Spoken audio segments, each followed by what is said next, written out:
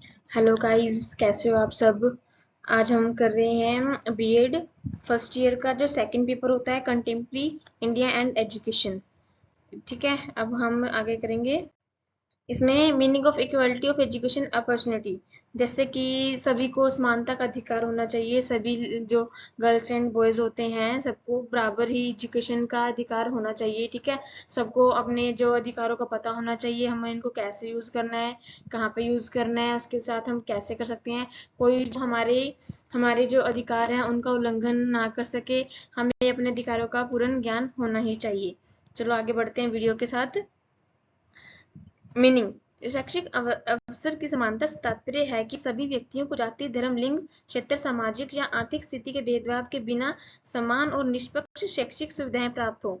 मतलब कि जिस भी स्कूल में हम पढ़ते हैं वहाँ बिना भेदभाव के और बिना जाति, धर्म, लिंग आदि के उस पर हमारे साथ भेदभाव ना किया जाए। हमें जो शिक्षा और बच्चों को मिल रही है वो हमें भी समान रूप से मिलनी ही चाहिए। ठीक है, हर विद्यार्थी को समान पाठ्यक्रम, योग्य शिक्षक, समुचित शैक्षिक संसाधन एवं विकास के अवसर मिलने चाहिए। मुख्य बिंदु, शिक्षा में कोई भेदभाव नहीं होना चाहिए। हाँ, जो भी मटेरियल दूसरों के लिए यूज होता है वही मटेरियल मेरे लिए भी यूज होना चाहिए। ठीक है, सबको एक तरह से एक ही बुक में एक ही प्रकार से सबको पढ़ाया जाना चाहिए।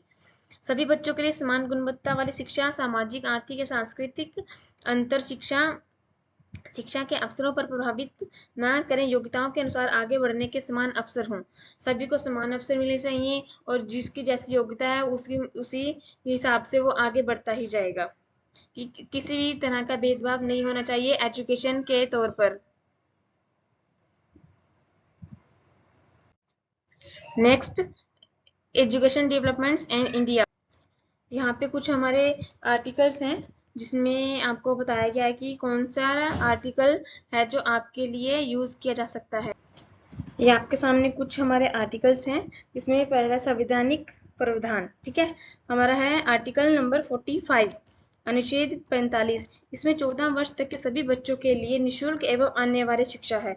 इसमें जो भी बच्चा, जो लड़का है या लड़की है, उन सबके लिए 14 वर्ष तक जो शिक्षा होगी वो बिना ही किसी खर्चे के होगी। आप उसको निशुल्क प्राप्त कर सकते हैं। आर्टिकल 15, अनुच्छेद 15 और 16। इसमें जाति, धर्म, लिंग आदि के आधार पर कोई भेदभाव नहीं किया जाएगा कि कौन लड़का है कौन लड़की है। इस आधार पर कोई भेदभाव नहीं किया जाएगा। सबको समान शिक्षा ही दी जाएगी। जैसे लड़कियों को दी जाती है वैसे लड़कों को दी जाएगी, जो लड़कों को दी जाती है वही लड़कियों को दी जाएगी, सब बिल्कुल समान रूप से। नेक्स्ट है आर्टिकल 21A। इसमें 6 से 14 वर्ष के बच्चों के लिए शिक्षा मौलिक अधिकार घोषित आरटीआई एक्ट 2009 है। इसमें बच्चों के लिए जैसे समान पढ़ाई के लिए समान अवसर दिए जाएंगे। उनको बुक्स वगैरह बिल्कुल एक जैसी ही दी जाएंगी। उनको एक साथ एक जैसा ही व्यवहार किया जाएगा। किसी भी तरह का भेदभाव नहीं किया जाएगा। नेक्स्ट है प्रमुख शैक्षिक नीतियां, एजुकेशन पॉलिसीज।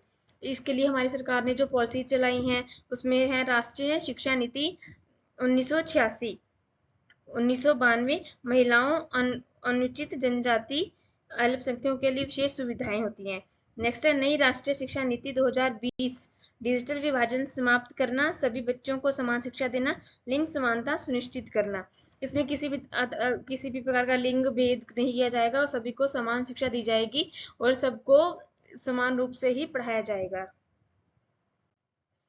समानता बढ़ाने वाली योजनाएं, जो लड़कों और लड़कियों में भेदभाव ना करके दोनों को समान रूप से शिक्षा प्राप्त करने के लिए सहायक होती हैं, वो योजनाएं इस प्रकार से हैं जो सरकार द्वारा लागू की गई हैं। मिड डे मील योजना, गरीब बच्चों को स्कूल आकर्षित करने हेतु निःशुल्क भोजन। जो गरीब लोग होते हैं अपने जैसे जिनके पास खाने के लिए कुछ नहीं होता है, वो अपने बच्चों को भी काम पर भेजते हैं।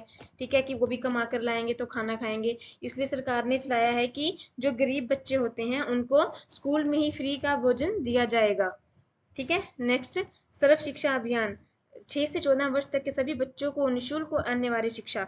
जो 6 से 14 वर्ष के बीच के जो वर्ष के बच्चे होते हैं उनको बिना किसी खर्चे के और पूरी शिक्षा प्रदान की जाएगी जो कि अन्य बच्चों को दी जा रही है।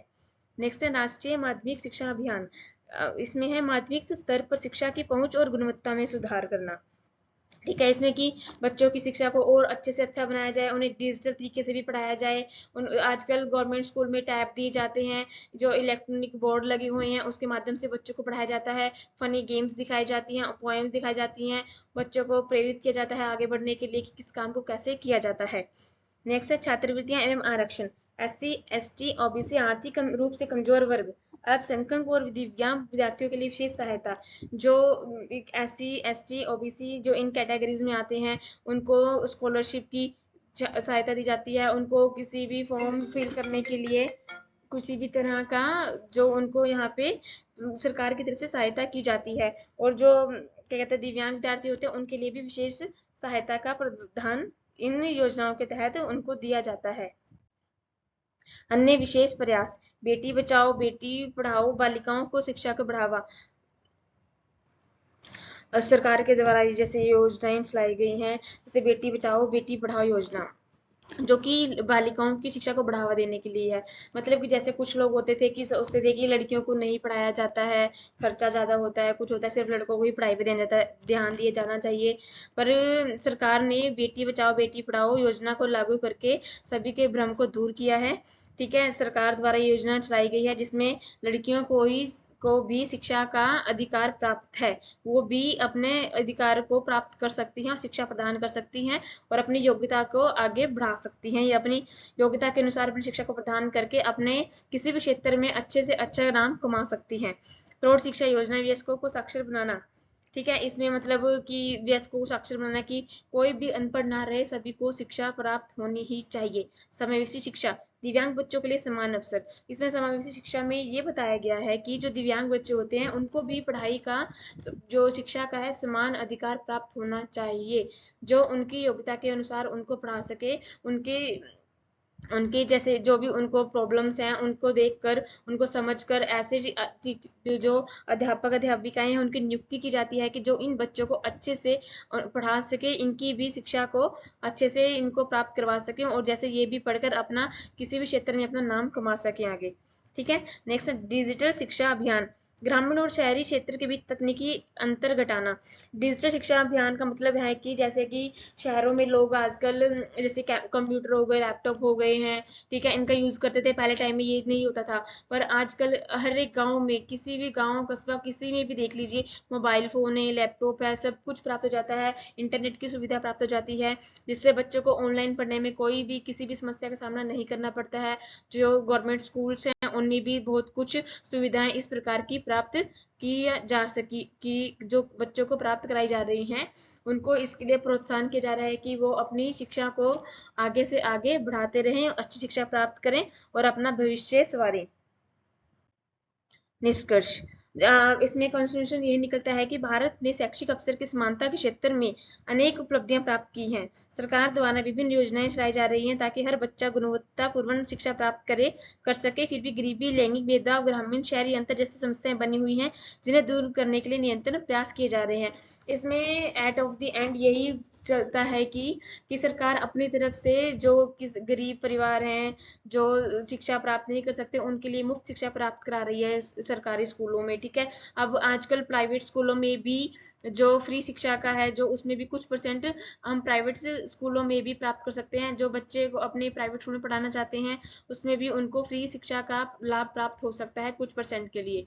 ठीक है, गवर्नमेंट स्कूलों में तो जो गरीब बच्चे हैं उनको पूरा लाभ प्राप्त होता है, वो अपनी शिक्षा को अच्छे से प्राप्त कर सकते हैं। उनको वहाँ पे भोजन भी प्राप्त किया जाता है कि जो लोग काम के लिए भोजन के लिए बाहर जाते थे, अपने बच्चों को पढ़ा नहीं सकते थे। इस तरह सरकार है जो अपनी तरफ से पूरी ही कोशिश कर रही है कि सभी बच्चों को समान रूप से शिक्षा प्राप्त की जाए, चाहे वो गरीब परिवार से बिलोंग करता है या किसी भी कैटेगरी से, किसी भी शेड्यूल कास्ट से, किसी भी तरह से कहीं से भी बिलोंग कर रहा है, सभी को समान शिक्षा प्राप्त की जाए, चाहे वो लड़का हो लड़की हो कोई भी हो, सबको जो है समान शिक्षा ही प्राप्त होनी चाहिए।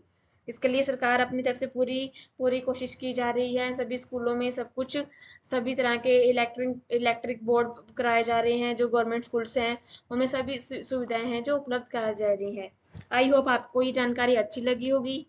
ठीक है फ्रेंड्स, इसको आगे और बढ़ने और सुनने के लिए बने रहिएगा हमारे चैनल पर लर्निंग पाठशाला 2.0। Thank you so much for watching this video. and don't forget to like and subscribe. Thanks for being here. Stay tuned and thank you for watching. Thank you.